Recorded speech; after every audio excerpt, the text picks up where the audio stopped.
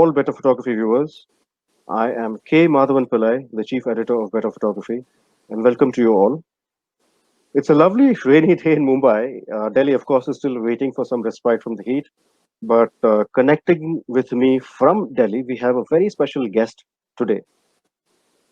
Mr. C. Sukumaran is the Director, Consumer Systems Products and Imaging Communication Products from Canon India.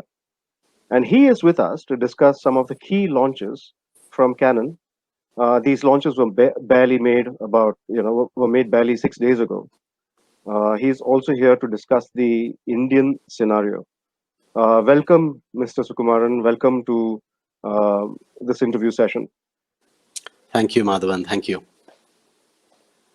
So, Mr. Sukumaran, before any further ado, this has been a very, very significant year for Canon India, Canon worldwide, in fact. Earlier this year, Canon launched several very, very important products. The EOS R1DX Mark III, I was there for the launch of that product. Beautiful, very path-breaking, very significant camera. The flagship camera of Canon. There was the Cinema EOS C300 Mark III during the lockdown, in fact, that was launched. And then just barely 6 days ago, Canon launched a large number of products, including the much-awaited R5 and R6. I can't wait to get my hands on all that wonderful gear that Canon has launched. But before we move into the specifics of some of these launches, tell us how you feel 6 days after the launch as someone who's heading the imaging division in India.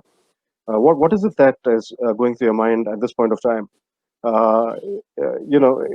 For us, it's a very different scenario, and as the head of the division, things would be very, very different. So how do you feel?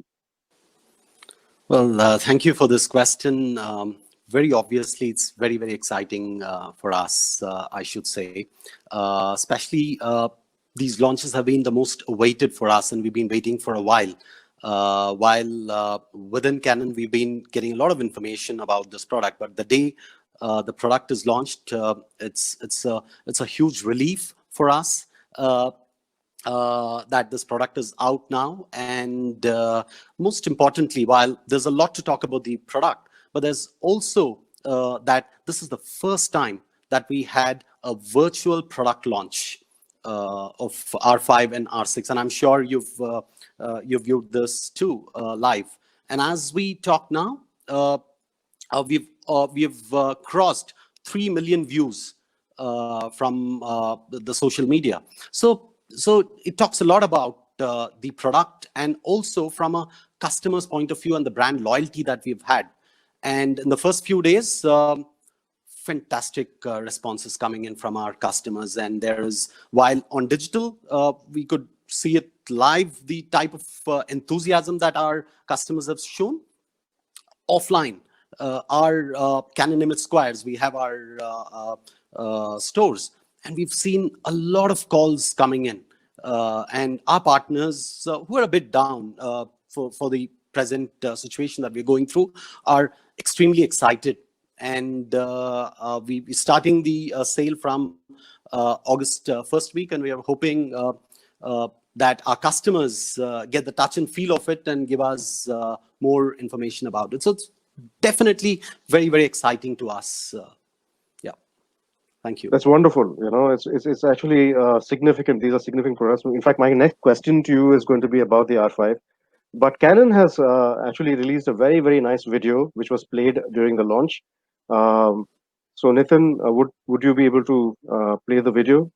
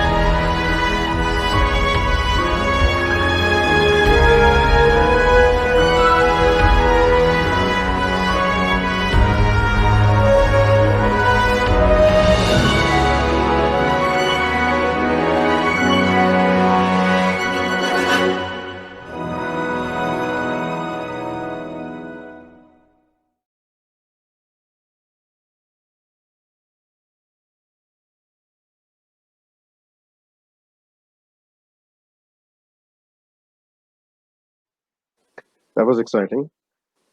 So the Canon R5, the EOS R5 in particular, received a lot of attention in the preceding weeks, even before the launch.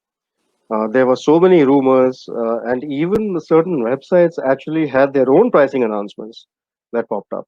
Some very wild pricing announcements that popped up on websites from Australia and from UK and in other places before the official pricing was released.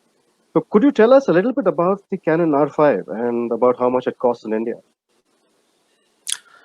Oh, yes, Madhavan. As I said, quite excited about R5 and on rumors. Well, we don't comment on rumors. So now that we have the product, we can talk more about it. So let me touch upon few, and there is a lot more in R5, but let me touch upon a few things which are very, very important.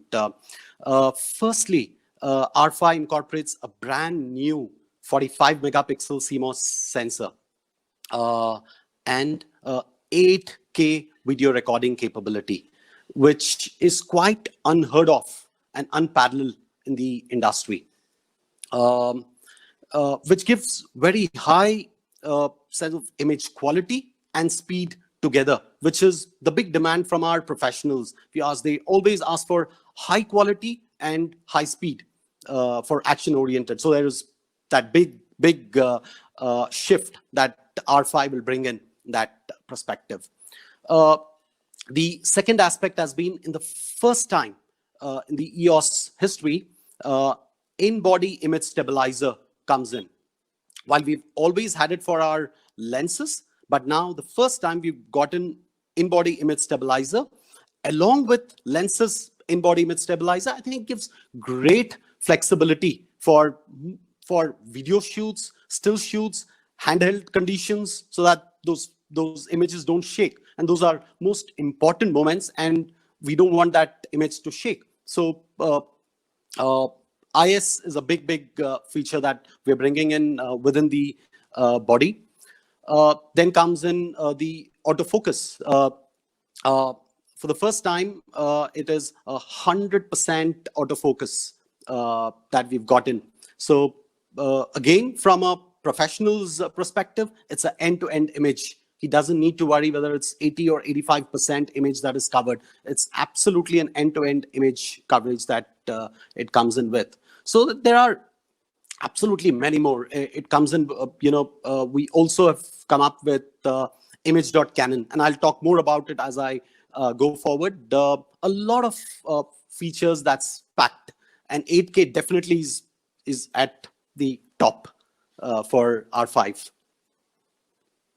Of course, the video is a primary feature with all still cameras, but considering 8K, in fact, I believe it's the world's first 8K product to be released Absolutely. yet. So, and that too, I think I believe it's 8K with RAW, which is Yes. a very, very, very, very significant kind of a development that is going to change things in our industry.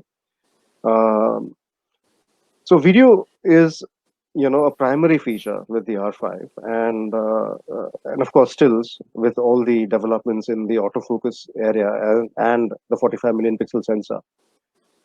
Considering this and the price point, who would you expect would be the primary buyer for the EOS R5?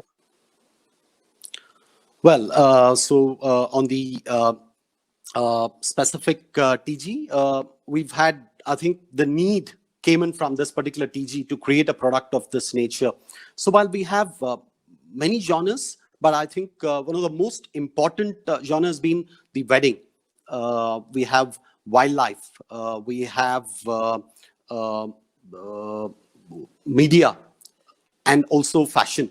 So there's different genres and different needs of each of these genres, but I think these are the top four, if I may name, from a genre and TG perspective. Coming more specific to the 8K capability, yes, it's the world's first in a DILC category, and we're very, very proud of the same. Also, if you look at history in the past, with 5D first launch, we that was it set a benchmark for video capability, and 5D was known not just for still, but also for the video capability of 5D, and all the while the need from our customers were always to take our video capability to one stop higher. So this is an answer, if I may say that this is an answer to it. 8K at RAW gives big flexibility. So for example, today a professional need not have to pick a video and still at the same time differently. Pick the content from 8K, you can extract very, very high quality still images. And the advantage again is that you don't miss. In a still, you may still have that possibility of a miss, but then in a video, you've got everything. So you have the capability to pull out from the 8K still image at high resolution. So that's a big, big benefit that it gives you. Another very important aspect of video, and I can't go out without saying that, is the slow motion. And that's been, again, a big, big demand from our professionals. And there's been constant demand to increase the capability of slow motion, and that continues. And I think we've set a different level of slow motion capability here. 4K at 120 FPS. You'd be amazed by some breathtaking, quality that it can produce. So you'll be really amazed, and I'm hoping very soon that you'll be able to get hold of one quickly, the same. And I missed the price point. EOS R5 is priced at 3,39,995 per unit for the body in India. Thank you, Mr. Sukumaran. Of course, Canon has launched not just the R5, but several other products. And one of those very significant products is the R6, which also has a video, a very nice video attached to it. Can we have that video playing, please?